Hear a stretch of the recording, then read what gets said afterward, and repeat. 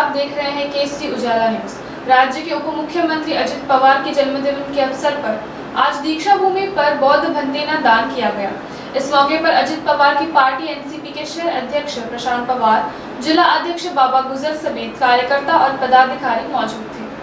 इस अवसर पर कार्यकर्ताओं ने डॉक्टर बाबा साहेब आंबेडकर की प्रतिमा पर पुष्पांजलि अर्पित की और दीक्षा भूमि क्षेत्र में वृक्षारोपण भी किया। वर्षावास निमित्त आम्ही दीक्षाभूमीवर ज्या पवित्र ठिकाणी आज आलेलो आहे आणि सगळ्यात महत्त्वाचं वर्षावास आजपासून सुरू झालेला आहे आणि त्यात आम्ही चिवरदान करून भंतेजींना त्यांचा आशीर्वाद घेतला आणि भगवान गौतम बुद्धांचा जो संदेश आहे समता शांततेचा तो या पूर्ण देशातच नाही तर या महाराष्ट्रात अजितदादाच्या वाढदिवसानिमित्त आम्ही हा पूर्ण जनतेपर्यंत पोहोचवण्याचा आज निर्धार केलेला आहे।